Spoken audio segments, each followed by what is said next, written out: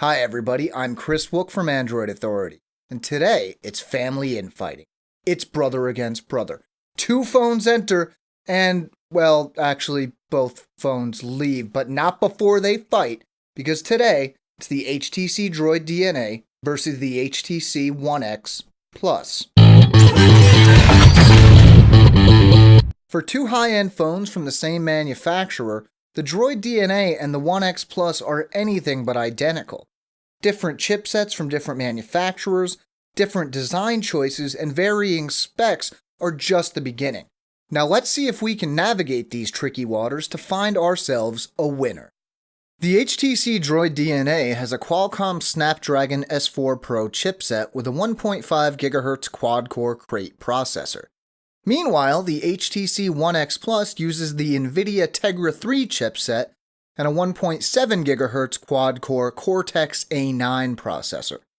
Graphics-wise, the Droid DNA uses the fairly common Adreno 320 GPU, and the One X Plus runs a ULP GeForce chip clocked at 520 MHz. We'll get down to how these chipsets perform in a little bit. While the Droid DNA has 2 GB of RAM, the One X Plus only has 1 GB of RAM. But it makes up for this with its 64 gigs of internal storage to the Droid DNA's 16 gigs. Being two of HTC's top-of-the-line devices, both the Droid DNA and the One X Plus have generally excellent build quality. As a necessity of its larger screen, the HTC Droid DNA is slightly bigger. It's clearly longer than the One X Plus, and the Droid DNA is wider and thicker as well, but by less than 1 mm. The layouts of the Droid DNA and the One X Plus are very similar, with the capacitive buttons and the volume buttons being located in the same spots. The position of the headphone jack is the same as well, with the only difference in layout being the placement of the power button.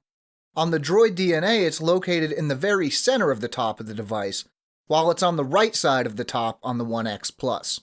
One small thing that I found I really preferred about the HTC One X Plus is its haptic feedback.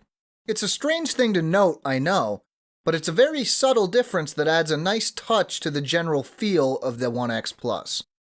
Looking at the screen, the HTC Droid DNA clearly has the edge over the One X Plus. While it's only slightly larger at 5 inches to the One X Plus's 4.7-inch display, the larger screen is definitely nicer, especially since it doesn't make the DNA significantly bulkier. As I mentioned in my review of the Droid DNA, you're not always going to notice the extra pixel density in the 1080p screen, but when you do, it's a clear advantage over the smaller 720p display found in the One X Plus.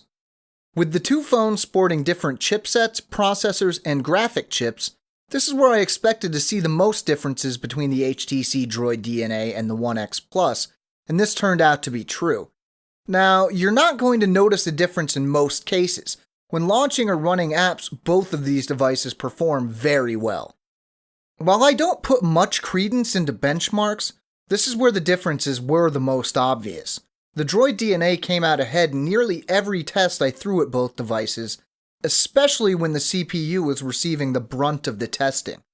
When the GPU was being more heavily taxed, the Tegra-powered One X Plus would often show higher frame rates, though both devices remained close. It's worth noting that during benchmarks, I noticed the HTC One X Plus would warm up very quickly, while the Droid DNA would stay cool. Later on during testing, I noticed the One X Plus had a tendency to get warm fairly often.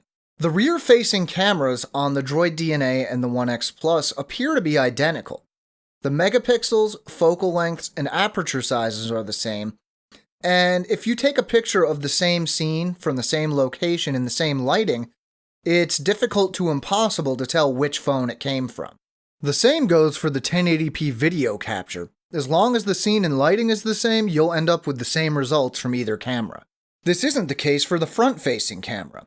While the Droid DNA's front-facing camera is 2.1 megapixels and captures 1080p video, the front-facing camera on the One X Plus is 1.6 megapixels and only captures 720p video.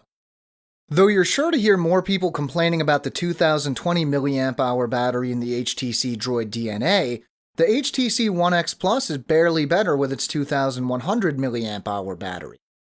Strangely enough, I noticed that despite the One X Plus having a slightly larger capacity, it seemed to drain faster, especially when I was running benchmarks or during other resource-intensive tasks. Since my review of the HTC Droid DNA, I've been using the phone in a more normal fashion, and I've noticed that battery life hasn't been an issue. My usual overnight charging works fine, and I have yet to run low on battery or need to charge midday. Neither of these phones is going to stand up to devices with batteries with capacities of over 3,000 milliamp hours, but at the same time, neither actually have battery life as bad as it has been made out to be. If you're like me, and I know I am, you live in the cloud. Aside from space for a few apps, you barely need internal storage, let alone a lot of it. In this case, the Droid DNA is going to be fine because you're not going to miss the extra storage provided by the One X Plus. Now, you probably also spend a lot on your data plan or have to stay pretty close to Wi-Fi hotspots, but that's a different story. On the other hand, you may be an app addict. You may download music and movies and games constantly. You may not even be aware of the fact that you can delete photos and videos from your phone.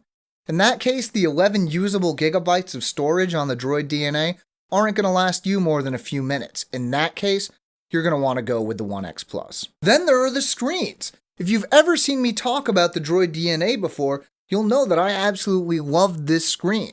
That said, on a display this size, 780p is nothing to sneeze at. Personally, I choose the Droid DNA, mainly because of its screen, but I also prefer the way that it handles, and frankly, this may not matter all that much, but I think it's the better looking of the two phones. Now it's your turn. Which of these two phones do you prefer and why? Let us and everybody else know in the comments. This has been Chris Wook for Android Authority, and thanks for watching.